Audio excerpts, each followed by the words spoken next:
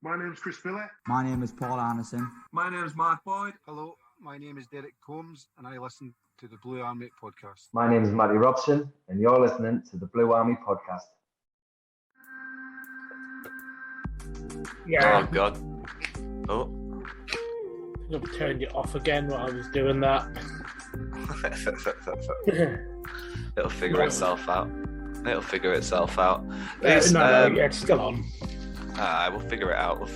I think we're going to switch from the Zoom to Microsoft Teams. I'm going to try and figure that out over the course of the week.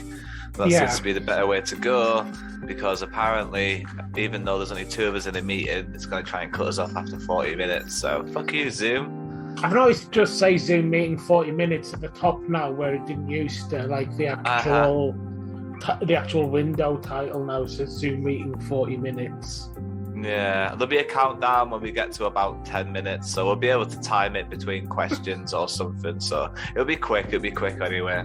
I've sorted my internet out this week a bit as well, so I think like everything's been a lot smoother. Because I just got off about 20 minutes ago when I was talking to Matt Robson. I may as well let the cat out the bag. Yeah, we got ourselves. Oh, you told me already. I told you already, but we're recording now, Will. Oh, we're I'm sorry. Now. Yeah, sorry. I'm still getting ready. I didn't. Yeah, we're recording now, man. So yeah, obviously let that cat out the bag. So that's an episode for people to look forward to. But are you ready now? Are you all set up? I'm ready now. Yeah. Yeah. All right. Okay. Fine. We'll do things properly then. We'll start things properly. Exciting news though, Matty Robson. Hello. Good stuff. Oh, great, Maras. How's it gone? And welcome back to the Blue Army podcast. This is, of course, episode 67. And it is once again my pleasure to introduce all of you beautiful listeners to the soothing tones of the born-again Cumbrian. Well, born and bred Cumbrian. Wills is here! Hey, hi. Welcome back, man. Welcome back. I imagine many people probably guessed who it was in the preamble there. But yeah, Super Matty Robson, man. We got him on the pod. It was a lovely conversation there. He won the Player of the Year in 2012, 2013. So not that long ago. So a lot of our younger listeners will still be able to really enjoy that interview. It was a pleasure, mate. It was an absolute pleasure. Pleasure. And he got one over on me. He got one over on me, actually. Yeah, he listens, and he got one over on me. So there's a heads up for people and an incentive for people to listen, because he did me in that podcast. Right? Well, not like that. We'll move on from that. The joke of the week, mate. We got traditions. Here we go. It's time for the Blue Army podcast joke of the week. Is he having a laugh? I think he's trying to. It's the Blue Army podcast joke of the week. Here we go, mate. Here we go. Corker. What do you call two monkeys that share an Amazon account? I have no idea. Prime mates. Boom. Take that. Nice. Take that. I mean, as I was telling it, I feel like I've already told it, and I don't know if that's going to be the first time we've had a repeat joke. You've told... I've told a lot of jokes. Yeah. I'm trying to think if I have heard that one before. I don't know, because we actually hang out in real life, so the chances are I might have actually told you a joke in person and then told it again on the podcast. But yeah. I mean, if you're a listener and you've heard that joke before, just do a little comment or something underneath, and then I'll know I've been caught for the first time ever. Or maybe you'll just bullshit. I don't know. Maybe you'll just lie about it. Anyway, the good times continue, because it's time for the birthdays. Kicking things off this week is 29-year-old Gavin Reilly, a bit of a promising fullback, striker, defender. I don't know, mate. He played a bit of everywhere, didn't he? That was his thing. Gavin Reilly. Gavin Reilly. You remember Gavin Reilly? Yeah, he was a striker, wasn't he? Not too long ago. But yes, Yeah. but he liked his he started at the back, similar to John Mellish. Ah. Yeah, so one of those guys that on Football Manager gives you that double option. Yeah. I think he could play right back and striker. Bit of a weird one. Grant Smith is 42, and Chris Binchel is 30. Chris Birchall is 38. Sorry, I'm 2 beers deep here. God, I shouldn't do the podcast after having 2 beers. But hey, here we go. We're going to keep carrying on, mate. We're going to keep carrying on. Yeah. And it's the news. The news this week. There's a lot of it. There's a lot of it, mate. There's a lot of it to cover. And it's a lot more fun than covering 2-0 defeats to Bradford. So we're going to spend a bit more time on the news this week. The big ticket items being probably the end of season awards and then the release and retain list. They're the 2 big sort of ticket items in terms of news this week on the podcast. Which one do you want to kick off with, Wills? I've given you choices before. Let's go again. Shall we go straight in on the release and retain list?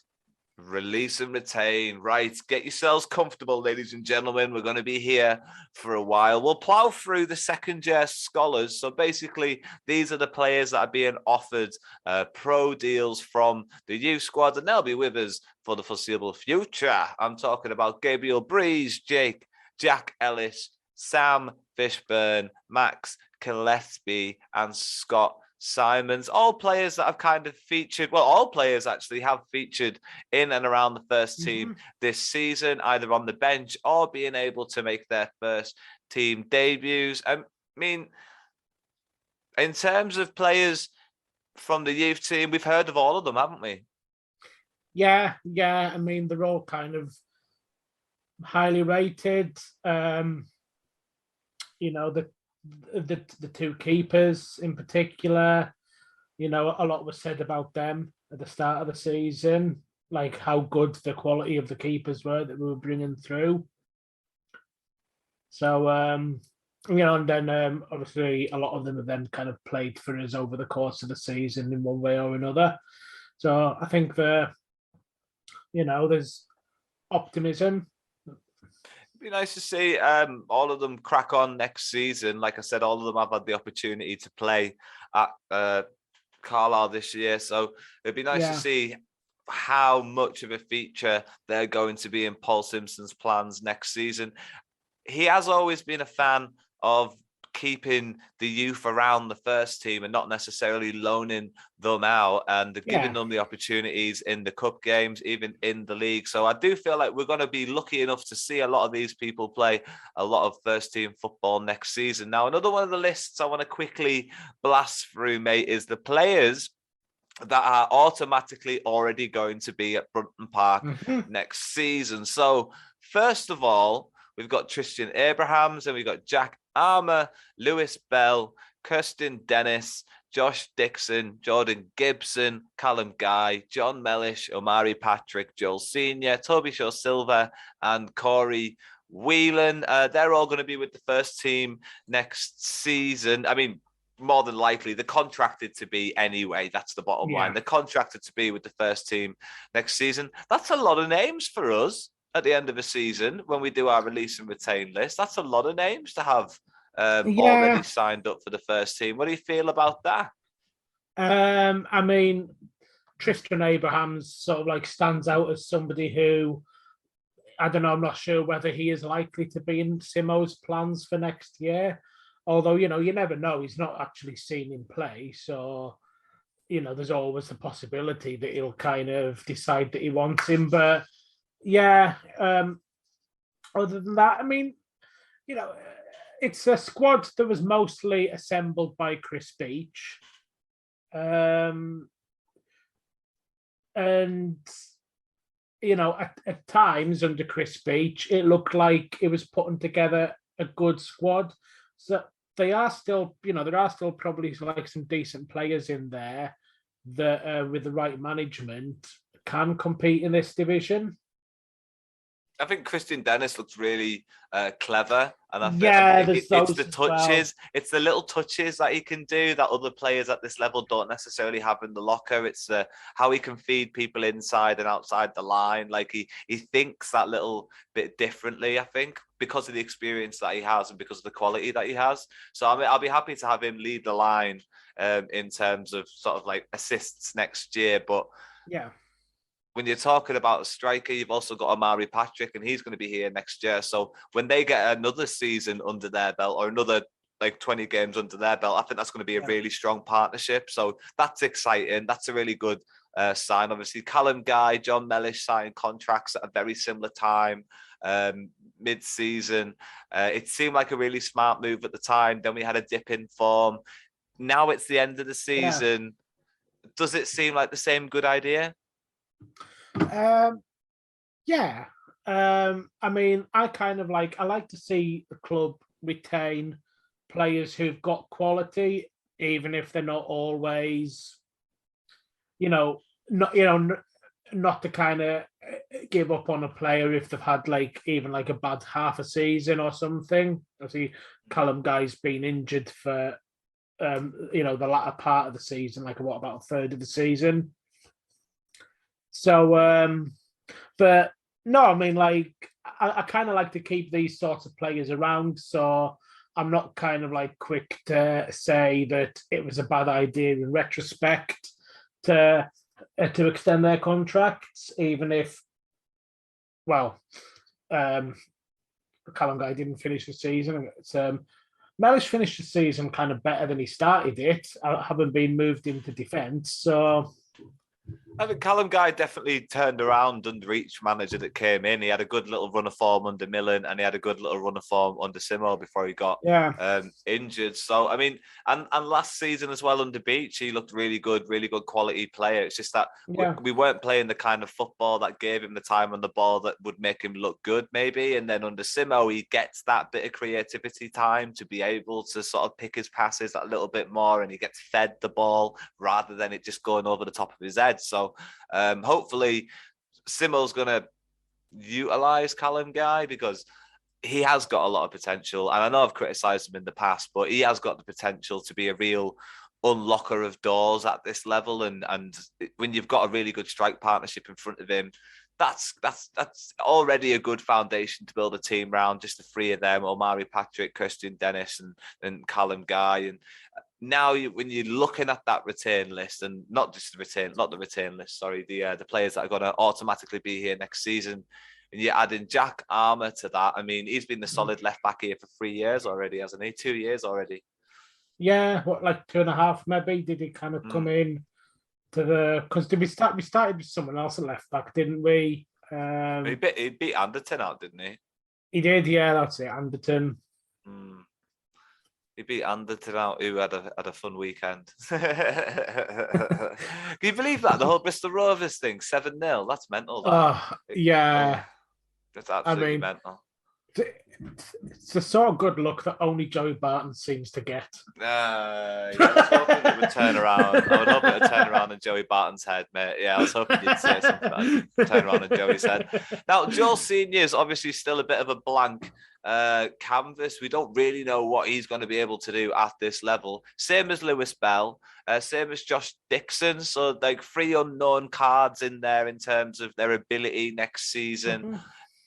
Still some excitement, there's youth there. Are any of those guys jumping out? Would you like to see Joel Senior get fit and get at that right back position, or have any of them done anything to sort of glisten in your eye, and sort of you've taken a shine into any of them in the little opportunities that they've actually had at Brunton Park?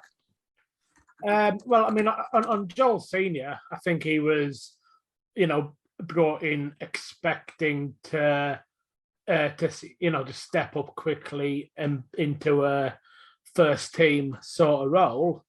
He was, it was at Altrincham, and was a big player for them. And I keep forgetting, because I think I got this wrong. Altrincham, they're not in the conference, are they? They are in the conference. Altrincham.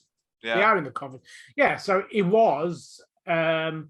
an established player, the division below us, so he's got that extra level of experience to the point where even though he is only 22, but you kind of like look, you kind of look at him and you think, right, he needs to be a first team player, or I'd expect it of him anyway, for him not to be a young lad coming through, not have that level of inexperience that you get from a young lad coming through. So yeah, I'd like to see a little bit more from Lewis Bell. I don't think I've seen enough from Dixon to really hold on to that left-hand side, and I feel like Lewis Bell should be given the opportunity to push through. And they're talking about Dixon. Let's move on to talk about the players that have been offered first-team deals, and perhaps one of the more controversial of the names on the list, mate. We're going to go through a lot of these one by one now, mate. We're talking Brennan Dickinson now. One of the highest earners at the club. It's been well reported by various sources, and he's been offered another deal. You'd imagine it's the kind of deal that you'd have to want to be here to sign. Do you know what I mean? Yeah, I mean, Paul Simpson's made like a point of saying, and he didn't mention Dickinson by name, but as you point out, a lot of the criticism of Brennan Dickinson this season has started out by saying he's a big earner, therefore he's going to be, therefore we're going to hold him to a higher standard. But Paul not only in terms of, we've been talking a lot about the releases and stuff like that, and it's a major factor in that as well. That's kind of why his names came up a lot, and he's first in the list because he's not only been a poor performer recently. In fact, all season he's only had about 2 games. He's had a decent game in, and on top of that, he earns a lot of money. So when it comes to releases and keeping older people, you can see why he's top of the list and he gets mentioned a lot. Sorry, mate, you were saying. Yeah. Well, yeah, that's what I mean. Like, so not just that he's being held to a higher standard, but that, obviously people expect more from him because they're like, well, the club's spending so much money on him. You can't spend that on a player who's a bit par player. But what I wanted to say was Paul Simpson, he didn't mention Dickinson by name, but he did say people have been sending him a lot of messages quoting figures that players are earning. And he's, Paul Simpson said these figures are wrong. All right, okay. So, I mean, a couple of years ago, or maybe last year, there was a website that claimed to have the salaries of all the players in League Two. Okay. And that's where a lot of this is coming from, and that's where a lot of fans feel that they've actually got a number that they know how much Brennan Dickinson's earning, and that he's the highest earner in the squad. So, like, a lot of it's coming from there. Like I say, Simpson didn't mention Dickinson, but when he says that people are quoting figures at him, and knowing what we know about what the fans are saying about Brennan Dickinson, it's probably that they're kind of like getting at, this is how much Brennan Dickinson earns, he's not worth that. If it is, Simpson says that those figures are all wrong and that he doesn't know where they came from, but it's not. So who knows? I'd imagine that Dickinson's on a fair bit because he's experienced at this level. And when we brought him in under Chris Beach, we kind of brought him in as somebody who was like, this is like a player in his sort of, in age-wise, at his kind of peak level, who has won things at this level. I think he has got promoted from this division before. So I wouldn't expect him to be a low earner, but, maybe his actual salary isn't as big a cause for concern as the fans feel it is. Either way, is one of them players who we know he's got some quality, because when he does play to his best, he can be one of the best players on the pitch. And just, maybe Simpson feels that he can get that out of him regularly. I guess we just have to kind of like we'll probably be saying a couple of times when we go through the release and return list, kind of like in Simo we trust. And, Simo has identified Dickinson as somebody who has the qualities he wants to be around next season. He probably still won't, he'll probably still be a reasonably high earner, even if it's not the ridiculous figures that people seem to think it is. But, we'll probably be paying him something where, you want to expect first team performances from him. I think he's got that quality in his bag, so hopefully Simpson can get it out of him on a regular basis. I mean, that'd be great to see. At the start of the season, I tipped him to be one of the best left-sided players in the division, and I got made a fool of there. I ended up ending the season as a central midfielder, really. So not very good at that either. So I mean, hopefully Simo's seen something in him, and I don't think this is going to be the same system that we finish the season with. It's going to be the same system that we start next season with. I feel like when Simpson gets to recruit a couple of different players, a couple more winging options, maybe a couple more strikers or sort of like left-sided forwards or inside forwards, whatever kind of players he starts bringing in, we'll get more of an idea about the kind of shape that we're going to take next season. But yeah, I mean, that's my big bold shout anyway. It's not a bold shout, it's just a shout, as I don't think we're going to start next season with the same formation that we ended with this year, even though it's brought us some success, but it's not been, it's the formation that now you've seen it played week in, week out. It makes the most sense for this squad to be playing in order to play for the most strengths. But Simpson was the one who brought it in and thought of it and got it working, So it makes sense now, but it didn't make as much sense at the time. But it makes a lot of sense now, looking at it. And he had relative success with it, plenty of success with it when he first started. Moving on to other players that have been offered deals, mate. And another one who was maybe a bit of a shock is Magnus Norman.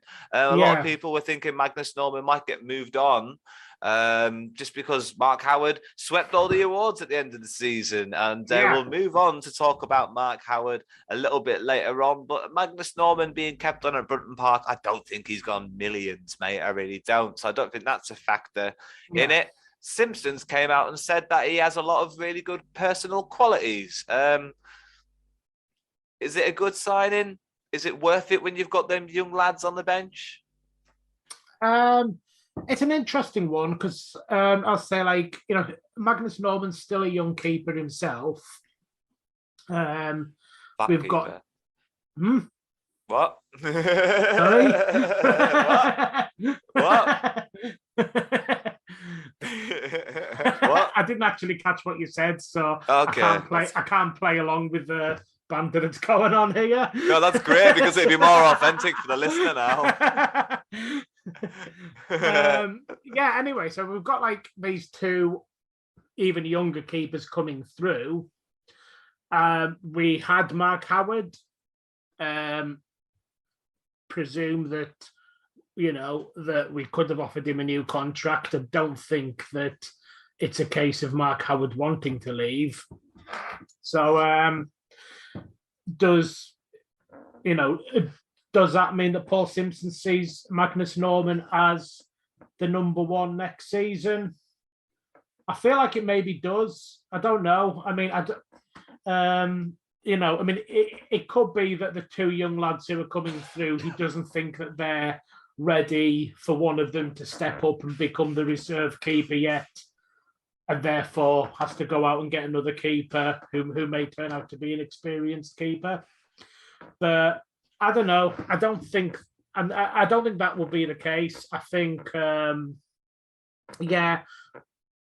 feel like the fact that Norman's being offered a contract and Howard isn't means that for the third season in a row, Magnus Norman goes into it expecting to be the number one. Yeah. Hopefully for him, it's not ruined by injury this time, because he's had a bit of a tough time of that. He's had injuries early on in seasons.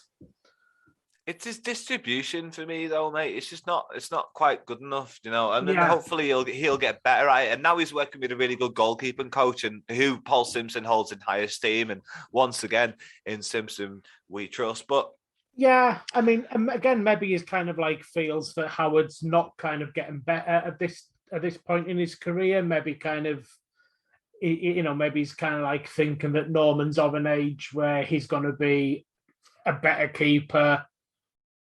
You know, and maybe he's kind of worked on his distribution, and sort of like since Simo's come in, and you know, Simo's not seen him. He had some games earlier on in the season where, as he pointed out, his distribution was like a bit of a weakness.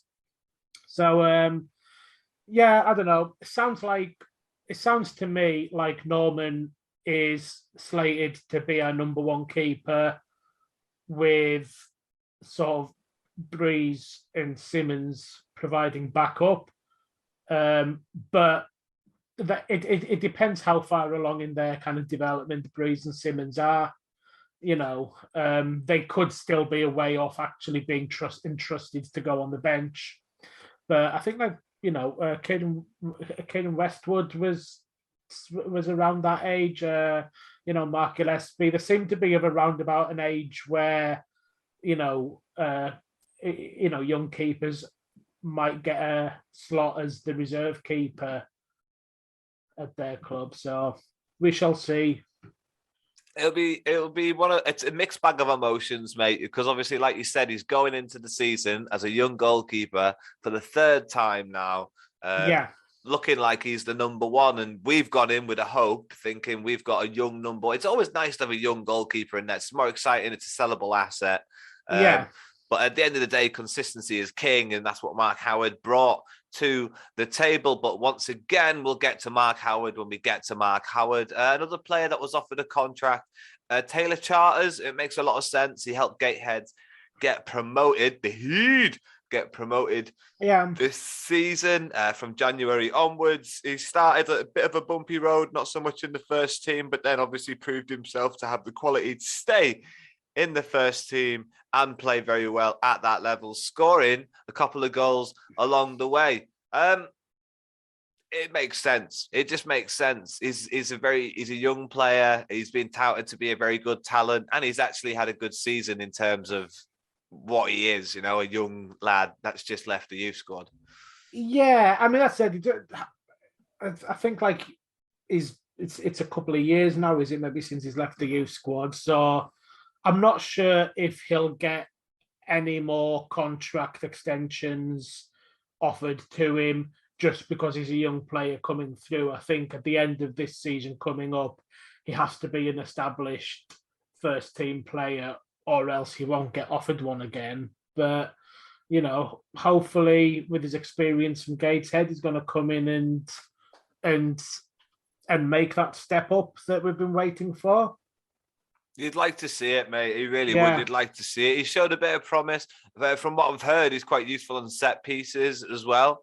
So it would just add that little bit more, because when Callum Guy's not in the squad, we do seem to lack a little bit from set pieces. Jordan Gibson's go-to route is to shoot, which sometimes works, but, you know, not so much this year. Anyway, another player that's been offered a contract and has been very public about what he wants to do with that contract is Joe Reilly. There's been comments posted everywhere. He's tried to clear up the situation himself. It made sense to offer Joe Reilly a contract. It makes sense that because it's so late in the year, other teams are interested in Joe Reilly and they're able to also offer him a contract. It's frustrating, mate, isn't it? It's just a classic. It happens all the time at this level. It's that's football for you kind of moment, unfortunately. Joe Reilly potentially on his way to Walsall, not going to sign with Carlisle United. Your thoughts, mate? Yeah, I mean, you know, like you say, it's just one of them things. It happened to us last season with a few players where, like Zanzala and Farman, even Anderton, where I don't think we really necessarily thought that he was going to have loads of offers, you know, but someone just wants him more, perhaps. and is able to kind of like convince him that they're the ones where he should go. It was an interesting statement that he put out.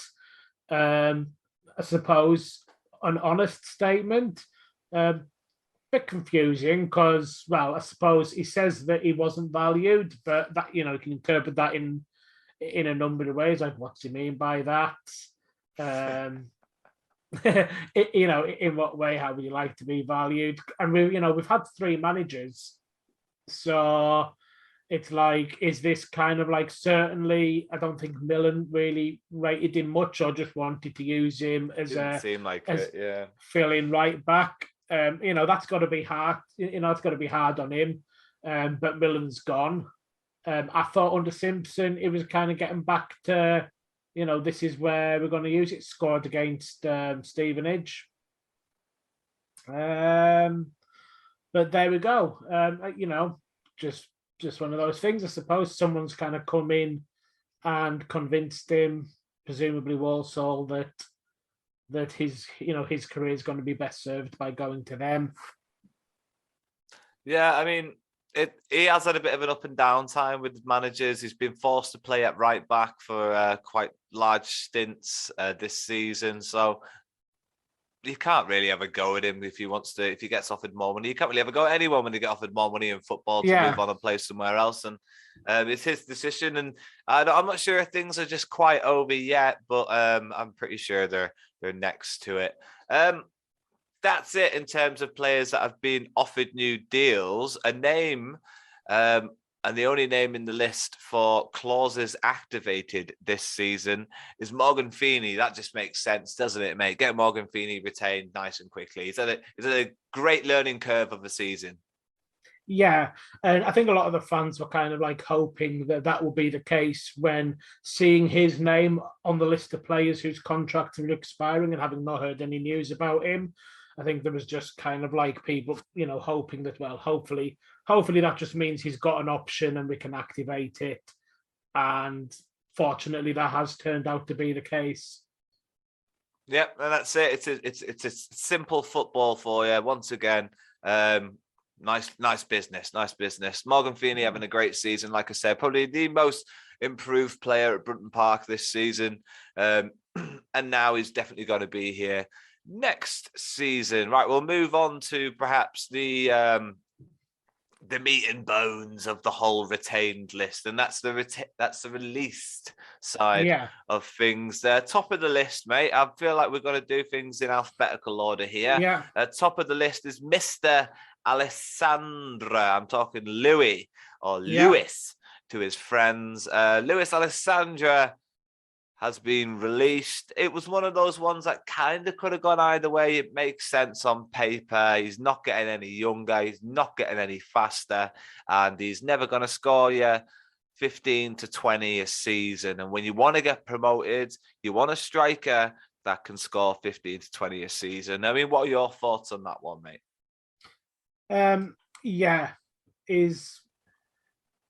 Feels like he's been a good servant to the club, and Paul Simpson did come in and give him chances right up through to the end of the season.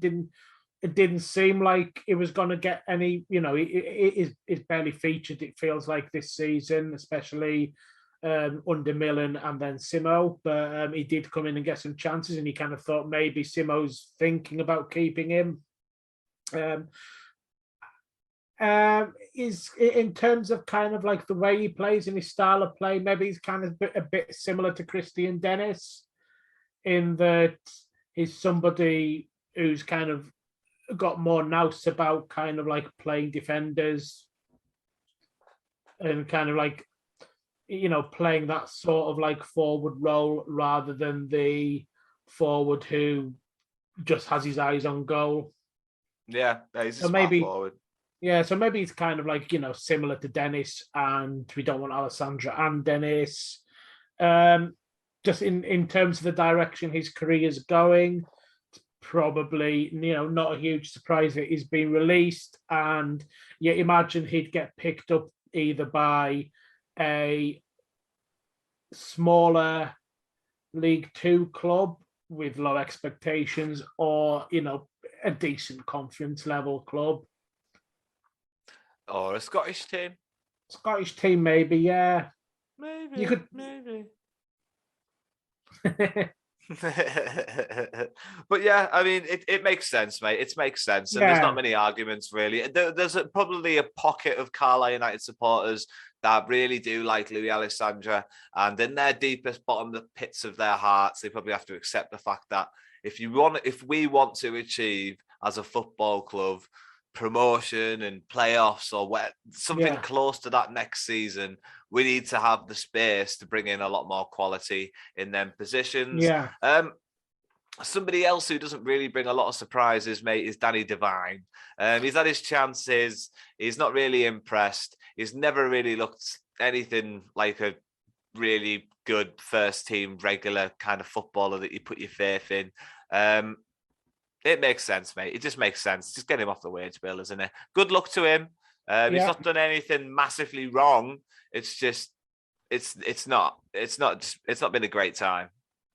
Yeah, I mean, he's had kind of like one or two kind of, fairly positive spells where he'll kind of come in, and I think even at one point earlier this season where he kind of like formed a nice little partnership with Whelan in a game in the Johnson's Paint or whatever it is. And you kind of like, every now and again, he's one of them players that every now and again you kind of look at him and think, is this someone who's got what we're missing at the moment? But, you don't see him really as a first team regular in a team chasing promotion from this division. No, it makes sense, mate. It just makes sense on paper. I've just realised it's not in alphabetical order, but I'm going to do my best to keep it in alphabetical order when I tell you the next person on the release list was Cumbrian Jamie Devitt. Now, there is a bit of an asterisk next to his name because he has been invited to join pre-season training. Again, kind of makes sense. He's at the similar kind of age to Louis Alessandra, but he's got the heart of being that hometown boy. And Jamie Devitt's Irish. Why is he affiliated with the club so much then? He's just played for us twice. He's not got any special affiliation beyond that. I thought he was went to school around here or some shit. Have you ever heard him speak? Yeah, but like just because you live in Ireland, just because you got an Irish accent, doesn't mean you were always. Didn't mean you didn't go to school in Carlisle. I don't know. No, I don't know why I thought that. I mean, it was with us for. I'm just looking at his career. It was with us for 3 years. He made 110 appearances and scored 21 goals. The rest of his career is only Morecambe in terms of actually making over 20 appearances for a club. Right. He made 16 for Hull, 7 for Chesterfield, 14 for Grimsby, and so on and so on.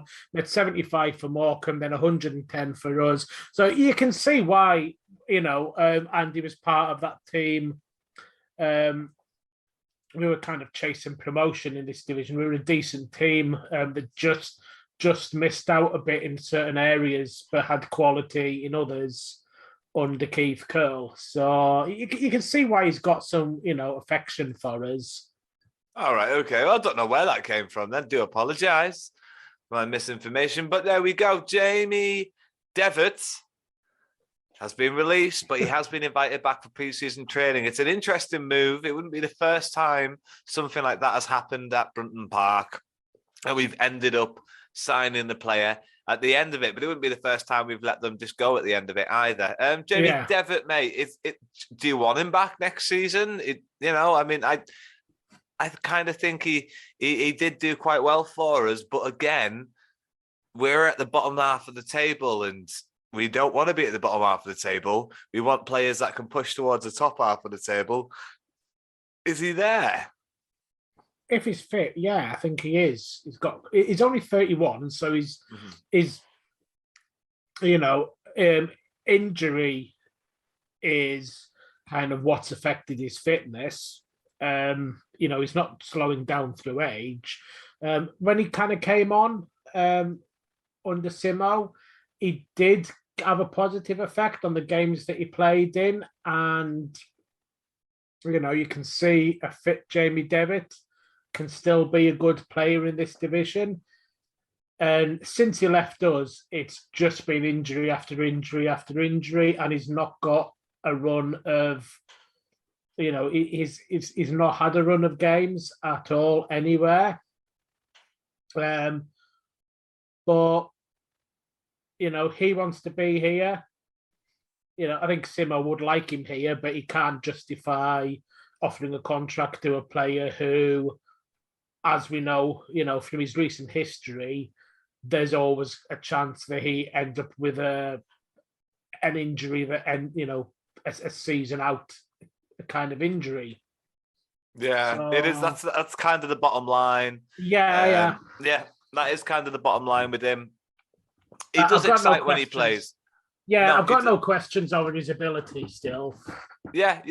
I mean, it does impress when he plays. It's just that, and I think Paul Simpson came out and said that he was never fully fit the whole time he was being with Carlisle. He was put into the team because of his quality. So obviously, if a fit Jamie Devitt is ever available, that'd be a fantastic thing to see at this level. And once again, in Simo, we trust. If that's his opinion, then I hold Jamie Devitt's ability at full fitness to be in quite high esteem. Yeah. A player that has also been released that may not surprise you quite as much is Maisy Mempala, a player that's been out on loan to a team that weren't doing very well, subsequently got relegated, and he couldn't really get a game in the team. I don't know why Paul Simpson feels like he's seen enough of Maisy Mempala. Maybe he's heard something from some sources that he trusts. Maybe he's been to see him perform, but he has obviously had limited opportunities as Mempala hasn't really been playing for Weymouth. It's a little bit harsh. It's a little bit harsh. It's a little bit harsh. Yeah, I mean, he's got to make the decision now, hasn't he, Simo? Yeah. So it's it's not like there's a big opportunity for him to kind of watch him play, because I mean the players will all be away on their holidays and stuff. So based on that, he is out of contract. So it's basically a question of, would Simo sign him if he wasn't already a Carlisle player? Because essentially, as far as Simo is concerned, it's like a signing. It's a player who's not been around the club at any of the points where Simo's been here. He's not had enough opportunity, maybe, to stake a claim, but then that also means that there's not anyone kind of giving Simo big reasons why Mempala is worth another contract. So I think you kind of, I understand that based on Simo's experience of Mempala, he can't really offer him another contract, because it's like saying, would you sign this player? Yeah, when you put it like that, mate, it makes a lot of sense. Somebody that he has had a chance to have a really good look at is Rod Mcdonald. He was injured when Simo first came in, but was given a couple of opportunities because of other injuries in the midfield and in that back line. So Mellish was kind of pushed into midfield for a small period of time. Mcdonald was given centre-back duties back. But he obviously fancies Mellish back in that position over Rod Mcdonald, and in fact, just doesn't fancy Rod Mcdonald at all. I don't blame him. Once again, I'm going to go back to that statement, mate. We're not trying to survive anymore. Rod McDonald's not a fantastic defender consistently. In a system, he can do a job. And there was a stat at some point last season to do with interceptions or something like that. And it was mainly to do with, because of the system that he was in, he was always the person that was sitting back. And the other defender was going to the defender first. And that was the system we were playing. So it lent itself to this particular stat. When you see a player like Morgan Feeney in full flight, that's somebody that can do a bit of everything. And that's the kind of centre-back option that you really want. And Mellish and Feeney together do actually look quite decent. And then he'll be looking to recruit, obviously, in that position for next season. I mean, and to do that, he has to make room. He just has to make room, doesn't he? Yeah, because, he might also see Corey Whelan in that position as well, meaning that he's got 3 centre-backs already. He's at a crap end to the season, Corey Whelan. Corey Whelan. Corey Whelan has gone from he's gone from one extreme to the other and back again, in your opinion. It's mental. At the start of the season, I was like, nah, he's going to be useless. He actually turned out to be okay. You saw him in a friendly and you kind of... He looked useless in the friendly. He looked useless. Against Charlie, he looked lost. Oh dear. But I mean, there it is, man. Rod Mcdonald, would you have kept him? Would you let him go? I mean, yeah. I mean, I might have kept him, but it's up to Simo at the end of the day, and Simo will know from experience whether he can kind of get someone else. I mean, when you put like last season, you put Rod McDonald, Aaron Hayden, and Reece Bennett, and then you had to pick 2 centre backs out of that. You're more likely to probably go with Aaron Hayden and Reece Bennett. Yeah, and Rod McDonald would have been your 3rd choice centre back anyway. Yeah, and it's although he's been a loanee, it's kind of similar this season with Dinel Simu that. We're getting somebody decent, and Rod McDonald's the one to make way. He's also kind of, he's an experienced player, and you won't be able to offer people like Rod McDonald contracts that suit a position as kind of like a fringe player. Because he's got expectations, this is kind of why players of sort of like 25 and above tend to just get released if you're not in the first team. Because I think most managers, they will acquire players usually as like free agents or stuff over the course of the season who are maybe a bit older as the need arises. But when they're building their squad to start the season, I don't think you tend to see them kind of throw in a few kind of like, I think Ron McDonald's 30, players who are like 27, 30, 32 kind of age. You don't really see managers kind of bringing those players into their squad unless they see that player as being like part of the core of their team.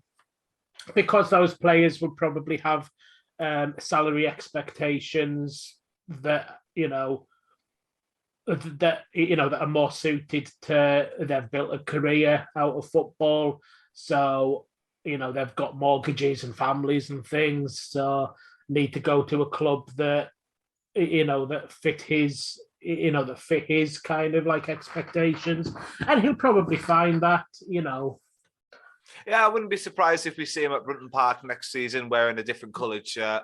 And neither would I be surprised if the next man is seen at Brunton Park next season wearing a different coloured shirt. That's Kelvin Mello.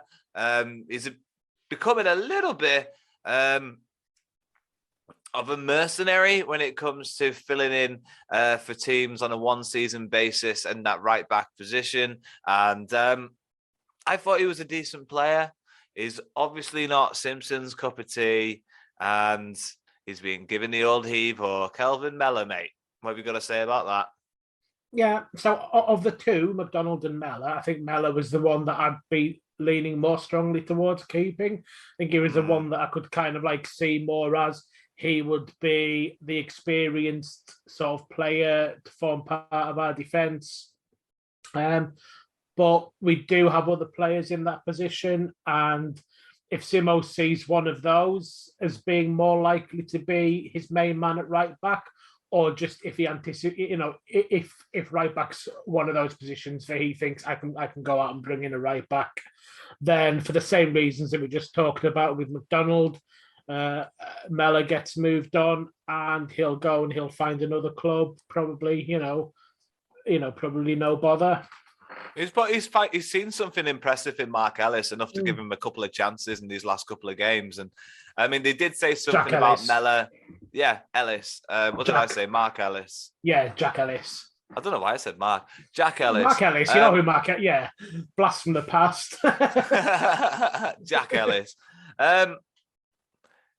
Mello being held out of the team isn't, anything to be looked down your nose upon. That's quite an achievement for a person of Jack Ellis's age. And that has to be a contributing factor. Obviously, Simpson fancies the young lad over Mello, and there was excuses made in the last game of the season about Mello perhaps being ill, and there was another person that was also thrown into that hat on a bit of a whim. But I would have been more leaning towards keeping Mello. I feel like there's always a stigma about a lack of experience in a team.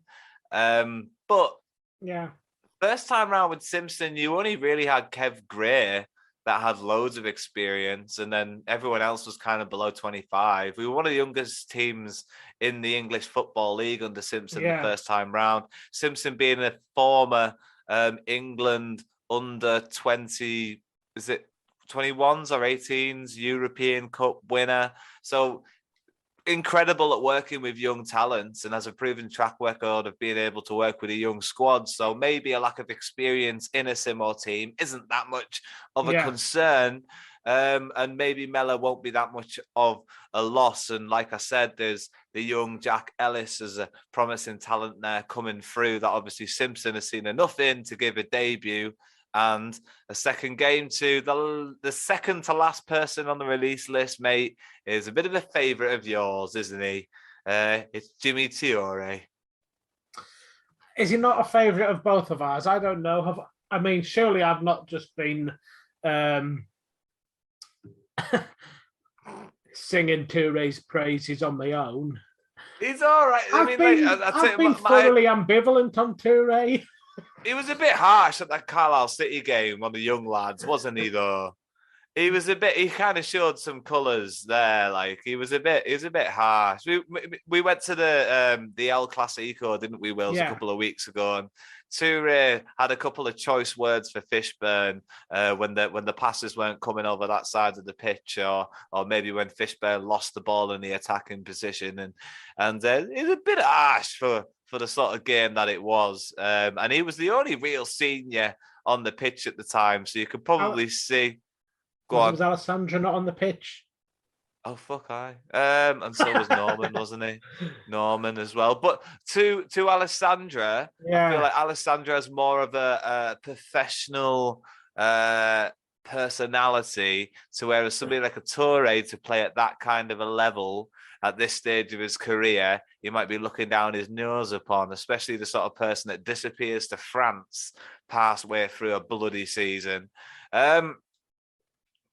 Again, mate, I've had my moments with Touré. Yeah. The potential's been there. I do like a player with character, disappearing to France and stuff like that, even though I've said it there.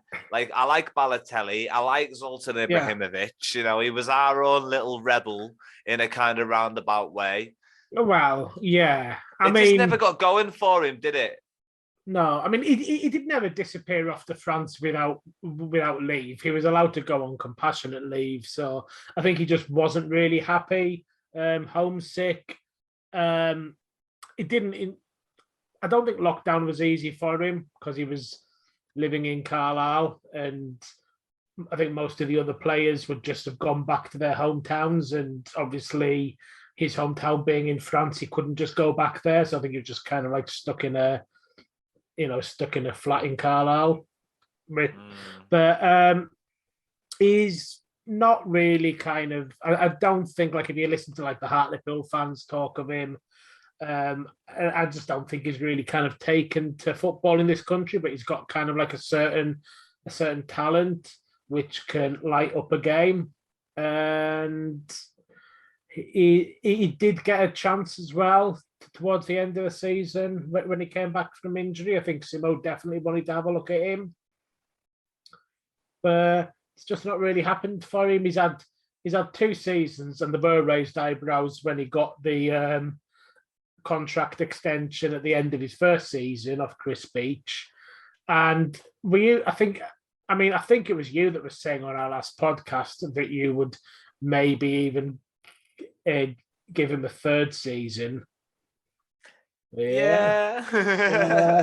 Just kind of that little tempting. Oh, but what can he do though? What can he do? Yeah, there is that temptation to him. But at Simo, you feel like he's got the contact book, hopefully, and the resources to bring in a player that you don't need to think and you don't need to guess. As somebody with a track record, maybe, because there's 2 good strikers, like we've already mentioned. There's a partnership forming between Patrick and Dennis that has been quite fruitful for us going into the last 15 games under Paul Simpson. And, Dennis has never been, for the first couple of games, fully fit, which probably means he's never been that fit for us the whole season. He started, and once we were secure, once we were definitely pretty much up, he started to sort of get a couple of breaks and things like that. So Dennis was never really fully fit.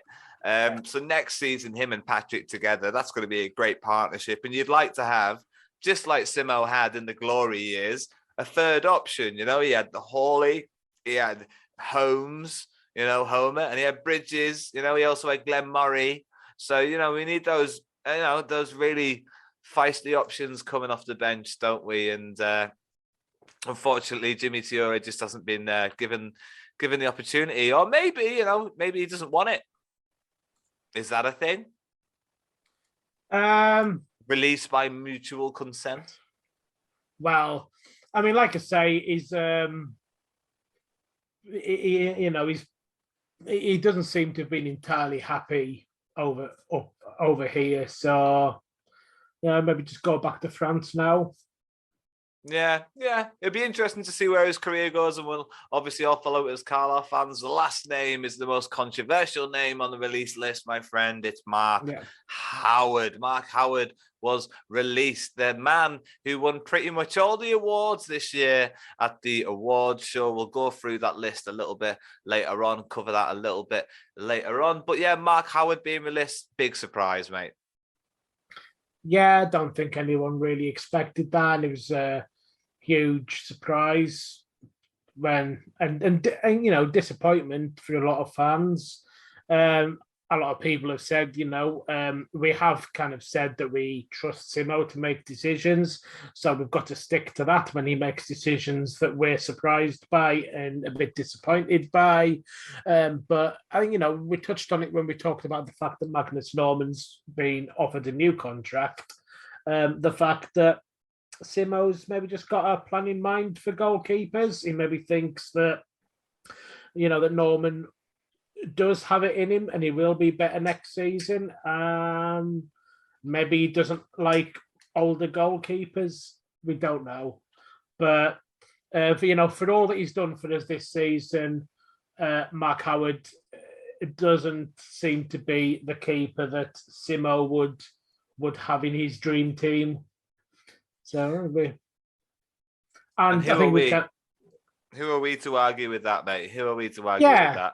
Yeah, and like you were saying, it could be that he's got someone else in mind, but given the fact that we've got 2 promising keepers coming through who must be getting, closing in on appearing on the bench as the main reserve keeper, it seems like maybe he does see Magnus Norman as his number 1. We shall see. We'll see. And as the coming weeks come, we'll be able to figure all that stuff out, mate. It's a big shock for me. Not only did he win all the awards, it was one of the better players for us. He really genuinely was one of the better players for us. I'll be sad to see him go. And then again, it's that, like we just mentioned about having experience in the team with Kelvin Mello and the team maybe lacking a bit of experience. It's one of them signings you would have thought, that's your experienced player, that's the cool head in the changing room. And that's only been backed up this week by players like Daniel Simu, coming out and saying that he's an influential voice in the changing room and that he's helped his own development by just having conversations with him in the changing room. So, I mean, it's just a big shock. It's a big shock, mate. It's a big shock. And God, that was a chunk, mate. That was a chunk of news. And we've only covered the return list, so we'll blast through pretty much the rest of it, mate. The loan departures. So, bit of fond farewell to these names, mate. A player that I thought had gone a long time ago, Lucas Jensen, the goalkeeper, Tyrese Otomei, Mitchell Roberts, Daniel Simiu, and Owen Windsor are all returning to their parent clubs. Goodbye. Goodbye, lovely loan players. Go on, what you're saying. So, Owen Windsor's been released by West Brom as well, so he's not returning to his parent club. There was an article. He wanted to go back early, didn't he? What was that about? You've read the article. According to Paul Simpson, he's known for a while that that he was going to be released, and that seems to have, I guess, upset him, and he's decided that he wants to go. I don't know if he feels that, eking out those last few bits of training at West Brom's academy, maybe he felt that was the best thing for his career. Simo didn't agree, but it's what Owen Windsor wanted to do. He's a young lad, and he was reeling from the news that he was going to be released by his parent club. And he's made a decision that Simo feels was the wrong decision, but hey ho. Yeah, it's one of those. Good luck to you, mate, in the future. Yeah. But yeah, it's a decision. He looked really good in his first few games. He looked all right under Millen. Yeah, he looked all right under Millen. Just Simpson didn't really give him that much of an opportunity, and obviously that was due to the conversations. Yeah, that was due to the conversations that were already had there. So at least that's come to light. The end of season awards, mate. Let's breeze through those. The youth team player of the season went to Jack Ellis. Him bursting into the first team this year. I mean, makes sense. We've heard of him. Yeah, Jack Ellis, man. Looking forward to seeing his development next year. Yeah, mentioned him several times already today. So, in relation to sort of Kelvin Mello. So. Yeah. I mean, well-deserved award. Now, the rest of the awards pretty much all went to Mark Howard. So I'm talking about the CUOSC Player of the Season award went to Mark Howard, as did the London Branch Player of the Season award, also going to Mark Howard. But the champagne bucket went to Morgan Feeney's header over Oldham. Mate, remember that beautiful looping header into the far corner? That was fantastic, wasn't it? Yeah, and it was the timing of it as well, and what it meant in terms of our fight against relegation. So it was a huge moment all round. Well deserving of the award. That's it, man. So Feeney picks up the champagne bucket this year. Zanzala has a matching one from last season. I remember educating you and Liam Denwood on what the champagne buckets were, but now we're all very much immersed in the culture. There was a special recognition award that went out to Barry Mossip and Ian Gray. They received the award because of all the amazing voluntary work they do with the ball boys and girls and stewards at Brunton Park. So hats off to those guys.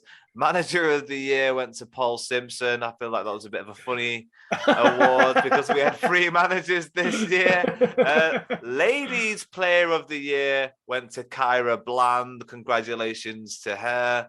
And Vesta Wealth Player of the Season, which is pretty much the person who won all the Man of the Match awards, the official Man of the Match awards, was a joint award between Mark Howard and Rod Mcdonald. So maybe not as bad as we thought he was, eh? Well, I mean, I presume that have you added up our that's next week. That's for next week. Our Foxes feature Man of the Match. Our Foxes feature Man of the Matches. The term we only awarded in matches that we either won or played well. It didn't bother if we didn't. What else are we supposed to do? Well, they're crap. If they're crap. What are we supposed to do? If there's a standout player, though, they do normally get a nod. Like if we lose 1-0 and the goalkeeper's had a good game, Mark Howard would normally get it, you know? It wasn't that bad.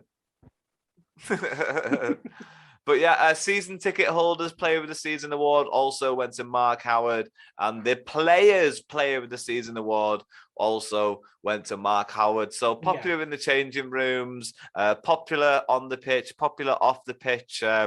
Sad to see you go, Mark. All the best to you in the future. But we haven't got enough time to be sentimental anymore, Wills. We've got to crack on with this podcast. It's time for the match crack, all right? We lost 2-0. I'm going to spend that much time dwelling on it. What we are going to do is tell you the Carlisle United starting lineup for the game, which was Mark Howard in goal, Corey Whelan, Morgan Feeney, and John Mellish across the back line, with Jack Ellis and Jack Armour on either side of that defensive three, with Gibson, Dixon, Alessandra, Dennis and Patrick making up the rest of the team when what was a very forgettable game at the Valley. The first goal was a mistake. Morgan Feeney kind of own goal. It just went beyond Mark Howard. Not a lot anybody could do about it. Will, do you have any comments?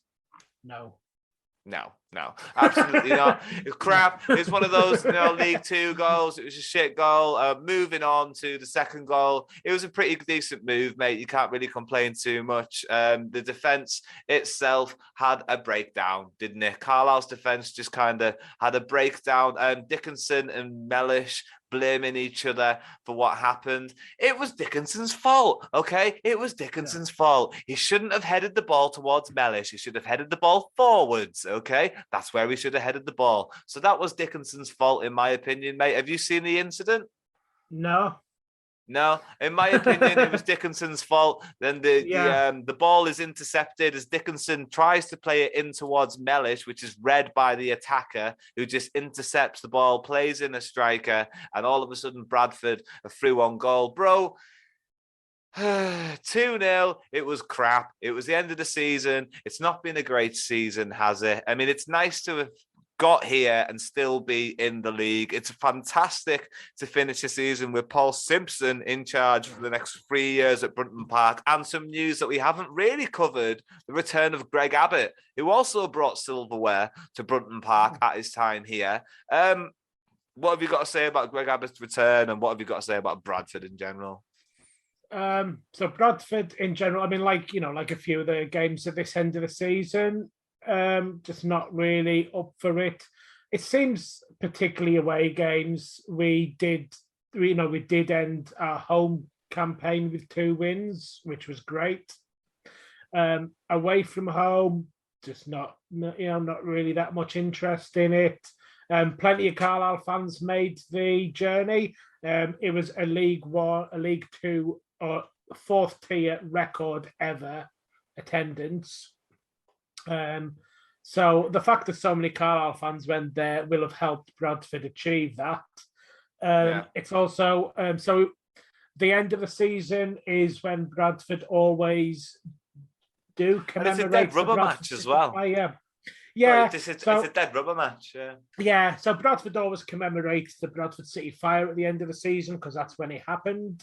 So that big crowd, and the fact that they're home, just like we were against Stevenage, kind of makes, they're going to be more up for it, want to end their season with a win. It's not, just there making the numbers up, really. Nothing more to say about it.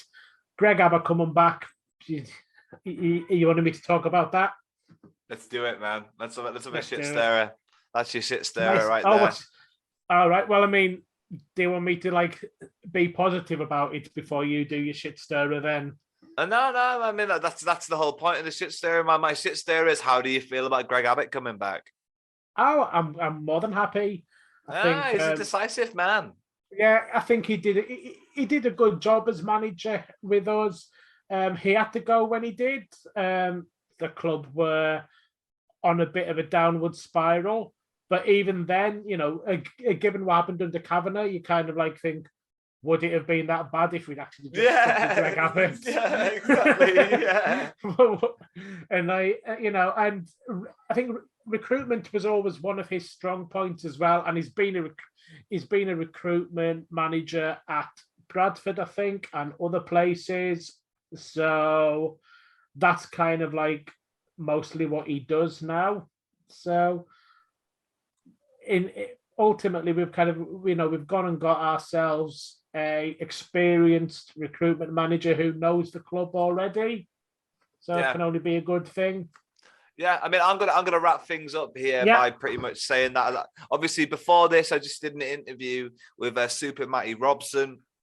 He was signing for Greg Abbott, and he said one of the reasons he signed for Carlisle United is because of the conversation that he had with Greg Abbott and felt an instant connection straight away. So I feel like that bodes well. He obviously does find a way to make a connection with people very quickly, and within the recruitment world, I assume, I don't know anything about it, but I assume that's a very good personality trait to be able to have. Wills, thank you so much for joining me. This has been a slog. The retained list. It's been a lot of fun. It's been a lot of fun. Don't get me wrong, but a lot to cover. Look forward to hearing the Robson interview. The Robson interview will be coming out in maybe just a couple of weeks. The summer schedule will properly kick off in just a couple of weeks. We're going to have our end of season award ceremony / party / I don't know, whatever you want to call it. That's next week, where I'll hopefully be joined by yourself, Wills, and Blue Army TV's Liam Denwood. But for now, mate, all we've got really left to do is say bye. Bye for now. Bye for now.